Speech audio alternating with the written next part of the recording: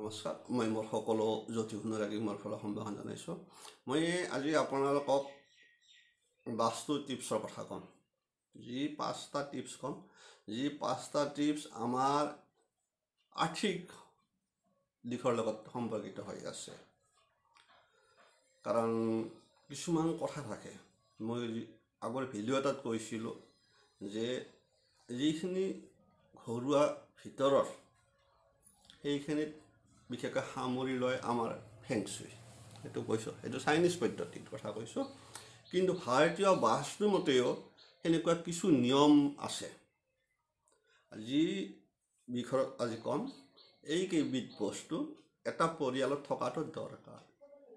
কোৱা আছে, কাৰণ যদি এইকেইটা বস্তু এটা পৰিয়ালত থাকে, সেই পৰিয়ালৰ অভাৱ অনাটন লাহে লাহে যদি ভুগিও আছে হাললি গুচি যায় বা আৰ্থিক সমস্যাত নপৰা বুলি কোৱা হৈছে। আৰু এই 5টা বস্তু হ'ল সকলোৱে চিনাকি বস্তু, কিন্তু আমাৰ হয়তো আমি নজনাৰ কাৰণে কথা আছে, আমি বহুত কথা নাজানো কাৰণে আমি আওকাণ কৰিছিলোঁ। এই 5টা বস্তু হ'ল, এই 5বিধ বস্তু যদি পৰিয়াল এটাত থাকে, বাস্তুমতে কোৱা আছে যে সেই পৰিয়ালটোৰ কোনোদিনে ধনৰ অভাৱ নহয়। আৰু যদি ভুগিও আছে তেনেহ'লে আৰ্থিক এই বস্তুকেইটা প্ৰয়োগ কৰাৰ পিছত আৰ্থিক সংকটৰ পৰা আপুনি লাহে লাহে মুক্ত হ'ব। কিন্তু এই 5টা বস্তু কি, অথচ আপোনাৰ হাতৰ কাষত থকা বস্তু, কিন্তু প্ৰত্যেক পৰিয়ালত জানা বস্তু, সেইকেইটা হ'ল বিশেষকৈ আমাৰ মৌ। আমি সাধাৰণতে কাহ কিবা হ'লে মৌ ব্যৱহাৰ কৰোঁ না নৰোঁ? আগৰ দিনতো মৌ মানে যিকোনো ঔষধ আয়ুৰ্বেদিক ঔষধ মৌৰ লগত মিক্স কৰি খাব দিছিল। গতিকে মৌ হ'ল বিশেষকৈ এটা খুব কোৱা আছে, এইটো জীৱনীমূলক থাকিবা, কিন্তু জীৱনীদায়ক বস্তু মৌ। গতিকে প্ৰথম কথা হ'ল মৌ। দ্বিতীয়টো হ'ল ঘি। আমি ঘি ব্যৱহাৰ কৰোঁ কেতিয়াবা, চাকি বন্তি বা কিবা কাৰণত আমাৰ যিকোনো কিবা পূজা পাৰ্বণে ঘি ব্যৱহাৰ কৰোঁ। ঘি, মৌ। তাৰপিছত আহিল আপোনাৰ সাধাৰণতে আমাৰ প্ৰত্যেক কামত লগা বস্তু এটা হ'ল মানে নিমখ। যিটো নিমখ আছে, নিমখটো। আৰু তাৰ বাহিৰেও আৰু এটা বস্তু আছে লং। চিনি পায় প্ৰত্যেকে, যিহেতু গৰম মছলাত ব্যৱহাৰ থাকে আমাৰ, গতিকে সেইটো লং। তাৰ বাহিৰেও আৰু এটা বস্তু, সেইটো হ'ল ময়ূৰৰ পাখি। এই 5বিধ বস্তু যদি বাস্তুমতে আপোনাৰ ঘৰত থাকে, তেনেহ'লে সেই পৰিয়ালত কেতিয়াও অভাৱ নহয়। আৰু যদি কাৰোবাৰ অভাৱত ভুগি আছে, আৰ্থিক সংকটত ভুগিছে, তেনেহ'লে আপোনালোকে এই 5টা বস্তু ঘৰত ৰাখিবলৈ চেষ্টা কৰক। সহজ বস্তু, গতিকে আপুনি চেষ্টা কৰক। বিশেষকৈ মৌ আপোনালোকে নাখালেও ঘৰত থাকিব লাগে। এই যে মই ক'লোঁ চাইনিজ, আমাৰ বাস্তুমতে ঠিক সেনেকুৱা। বাস্তুমতে কিন্তু যদি আপোনাৰ ঘৰত কিন্তু এইকেইটা বস্তু যদি থাকে, বিশেষকৈ আপোনাৰ মৌ, ঘি লাগক বা কামত লাগক নালাগক, কিন্তু আপোনাৰ পৰিয়ালত ভিতৰত, ঘৰৰ ভিতৰত মৌৰ অৱস্থিতি থাকিব লাগে। দ্বিতীয়তে ঘি লাগে। সেইদৰে এই আপুনি নাখালেও আপুনি কোনোবা এটা সৰু বটলত মৌ অলপ থৈ দিয়ক এঠাইত, কোনো ব্যৱহাৰ নোহোৱাকৈ থৈ দিয়ক, কিন্তু ঘৰৰ ভিতৰত লাগে মৌ। দৈবিক বস্তু এইবিলাক সেইকাৰণে লাগে, আমি জানি দেখোঁ ব্যৱহাৰ কৰি মৌ, ঘি, এইগিলা দৈবিক বস্তু। সেইদৰে আমাৰ অত্যন্ত লাগতিয়াল বস্তু এটা হ'ল মানে নিমখ, যাক আমি লৱণ বুলিও কওঁ। গতিকে আমি নিমখ যিটো আছে ব্যৱহাৰ কৰোঁ, নিমখটোৰ কথা। নিমখ কেতিয়াও নাই হ'ব নালাগে। আমাৰ যি কয় যে মোৰ ঘৰত এই নিমখে নাই, এই নিমখ নাই শব্দটো কিন্তু খুব অত্যন্ত, দেখাততো সৰু কথা, কিন্তু বহুতে নাজানে কৈ থ'ব। গতিকে নিমখ যদি ঘৰত শেষ হ'বৰ হৈছে আগমুঠতে আনি থৈ দিয়ক কোনোদিনে নিমখ নাই শব্দটো ঘৰৰ ভিতৰত ক'ব নাপায় বুলি কৈছে গতিকে সেইটো বস্তু নিমখ তাৰপিছত লংটো অত্যন্ত প্ৰয়োজন